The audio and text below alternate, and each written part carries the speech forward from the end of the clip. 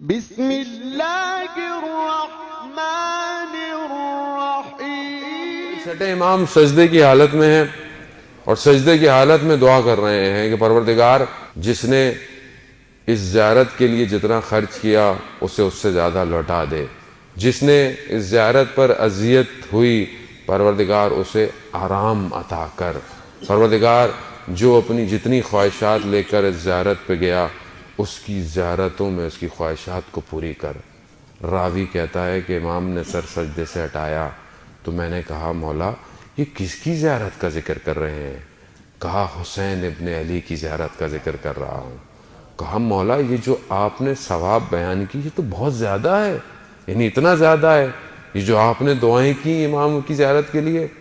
کہا دنیا والے سے زیادہ آسمان والے امام حسین کی زیارت کے لیے دعا کرتے ہیں، یعنی ملائکہ زیادہ دعا کرتے ہیں زائر امام حسین علیہ السلام۔ شب جمعہ ہے، شب زیارت امام حسین عزیزان محترم، یعنی ہر جمعہ کی شب جو ہے وہ امام حسین کی زیارت ہے۔ یہ کمال نہیں ہے؟ یعنی ایک ایسی ہستی پروردگار نے خلق کی کہ ہمارے لیے ہر شب جمعہ اس کی زیارت کرنا ضروری ہو جاتا ہے۔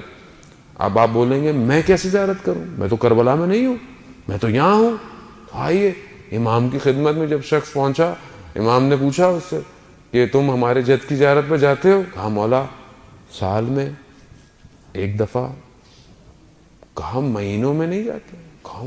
کہا ہفتے میں نہیں جاتے؟ کہا روز؟ کہا مولا کیسے ممکن ہے میں روز زیارت کر سکتا ہوں، فاصلہ ہے۔ کہا کھلے آسمان کے نیچے جایا کرو، 3 دفعہ کہو صلی اللہ علیہ یا ابا عبداللہ، صلی اللہ علیہ یا ابا عبداللہ، صلی اللہ علیہ یا ابا عبداللہ۔ کہا بالکل ایسی ہی جیسے تم نے امام حسین کی زیارت کی۔ شب جمعہ ہے عزیزان محترم، ہر زیارت ہے، حسرت رکھے دل میں کہ کاش کسی شب جمعہ میں کربلا میں ہوں۔ یہ معاملہ کوئی اور ہے۔ ہمارے استاد آغا پناہیان کہتے ہیں کہ ایک دفعہ میں نے جانا تھا جمعے کو، سب کچھ تھا، میرا ٹکٹ اور سب ہوا، مجھے جانا تھا، ویزا نہیں آ پا رہا تھا، بہت کوشش کی، ظہر تک نا امید ہو گئے، نہیں کہا ویزا نہیں آیا، دل ٹوٹ گیا، لیکن دل کربلا میں تھا۔ کہتا ہے 2 دن گزرے، دوست کا فون آیا، وہ بھی عالم دین تھے، انہوں نے کہا کہ میں نے خواب میں دیکھا تھا۔ اس کو پھر میں نے کسی اہل معنی اہل دل جو عالم ہوتے ہیں ان سے پوچھا، میں نے خواب میں دیکھا کہ جمعرات کی رات ہے اور آپ کربلا کے اندر ہیں۔ تو جب میں نے ایک بڑے عالم سے پوچھا تو انہوں نے کہا کیونکہ اس کی روح کربلا میں تھی اسی لیے امام نے اسے زیارت کے لیے کربلا بلا لیا۔